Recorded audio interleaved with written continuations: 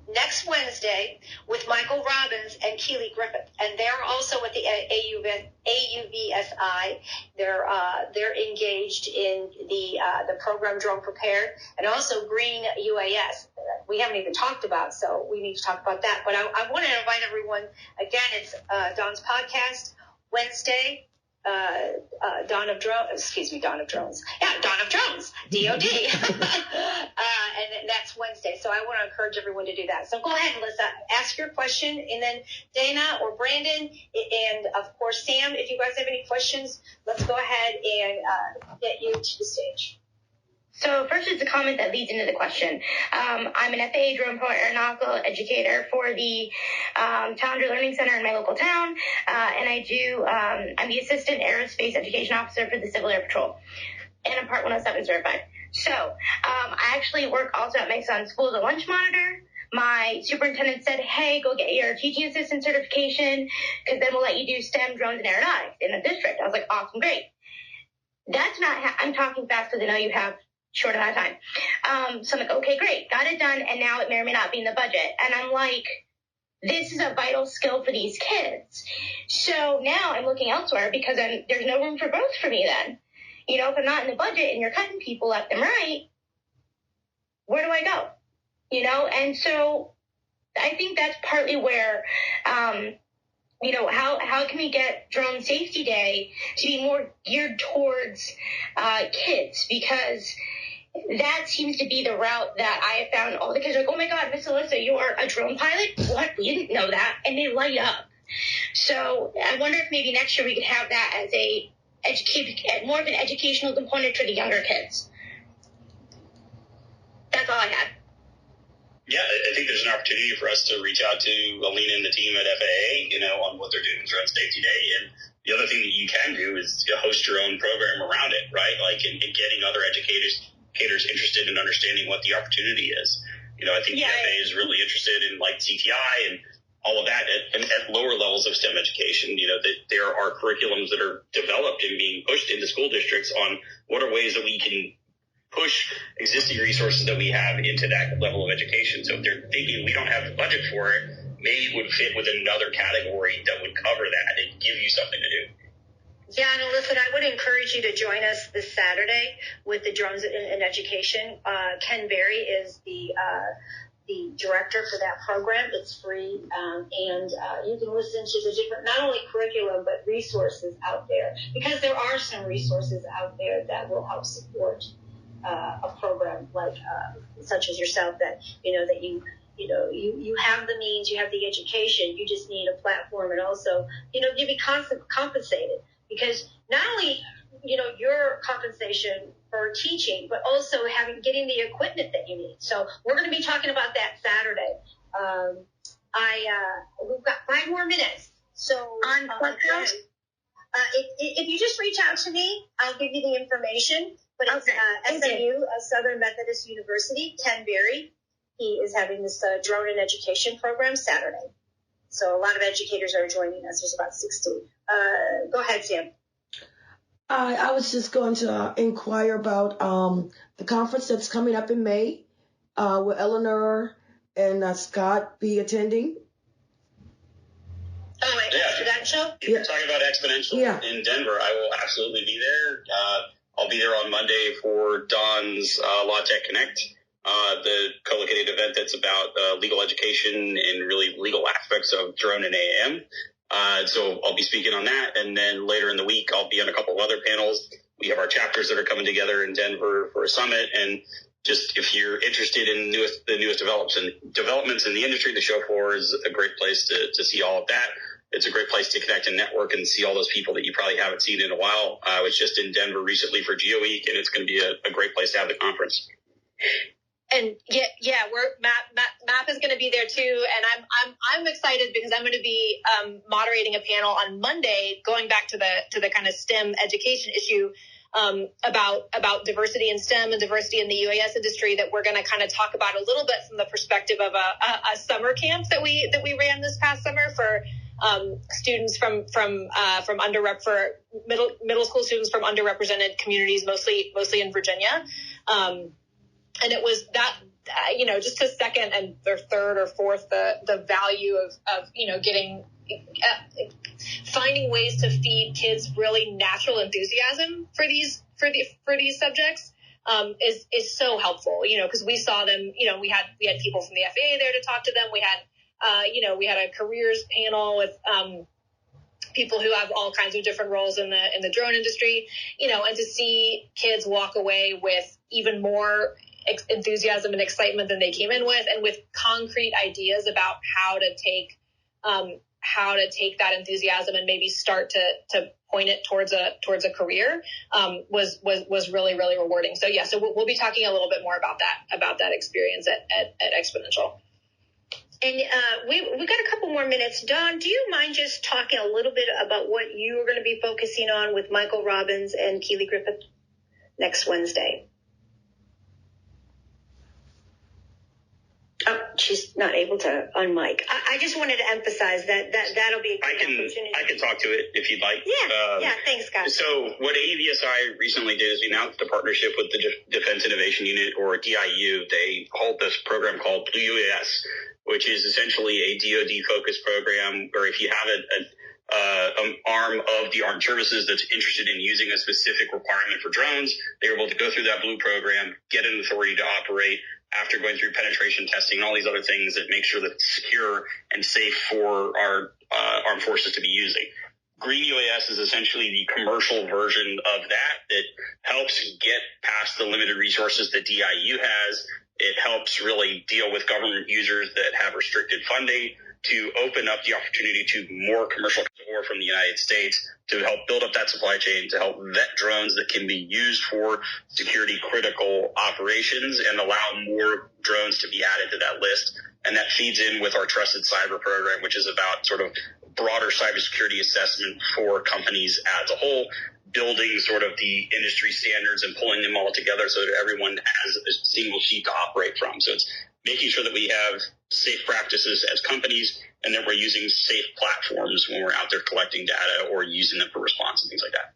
Absolutely. And cybersecurity is, especially when you see an invasion like Ukraine, and the fact is and the issues with China and China-made software, hardware, whatever like that, it is a concern. And it's not just with the Department of Defense. It's a concern if you're out there surveying and you've got a project going on, but you don't, you want to secure your data to your customers. So it's going to be really good next Wednesday. I just want everyone to be aware. Dawn of Drones, it's a podcast. It'd be great because it's going to be live. And so you can ask Michael or Keely some questions if you have concerns regarding cybersecurity and green UAS. Well, believe it or not, top of the hour already, and it has gone so fast. Eleanor and Scott, do you mind just telling us how to get a hold of you if we do have further questions? Because unfortunately, you're not going to be, you may be on the program next Wednesday, but I just want to make sure that everyone is reachable in regards to anyone here in the audience or who listens to the recording. Go ahead, Eleanor, you first, if you don't mind, how to reach out to you. So I'm not sure what the best way is to share information, but if you go to the MAP website, which is maap.ictas.bt.edu, you can find us there. MAP is also on LinkedIn. That's a great way to get in touch with us. And you personally are on LinkedIn too. I know Scott is. And, yes. So if anyone wants to reach out, that's a great way of reaching out to both Eleanor and Scott. Scott, is there any other avenue to reach out to you? Yeah. If you have any questions, or Twitter. If you want to go and be one of the spokespeople to talk to your local law enforcement or lawmakers. You can find me on Twitter at Drone Law Policy, or if you go to droneprepared.org, you can see the whole state team listed on there, and you can get my contact information up there. Or if you have any questions about AUVSI and chapters, feel free to reach out. Thank you. Fantastic. Well, I thank both of you, both Eleanor and Scott, for joining us today. Really informative. And like I said, if you have more questions or you want to learn more, join us at Dawn of Drones next Wednesday with Michael Robbins and Keely Griffith. Now, we're going to continue the month of future industry next next month it's going to be, actually next week, I think it's going to be the Cha-Cha Nation. And we're talking again about future industries. So I want to thank everyone for joining us. Please follow us, because we can ping you and let you know what our next speaker is. And if you have an interest, or if you know somebody that might have interest in what we're going to be talking about that Thursday, please follow us so that we can share that information with you. So if you don't mind, Sam, closing the room, I would really appreciate that. And again, Eleanor, Scott, and everyone that joined us today, really appreciate it. Respect your time. Okay. Thank you so much. It was great to be here. Closing the room, and I'm sorry about that. Closing the room in 3 seconds. 3, Thanks, 2, everyone. 1, gone. Bye, everybody. Have a good weekend. Bye-bye.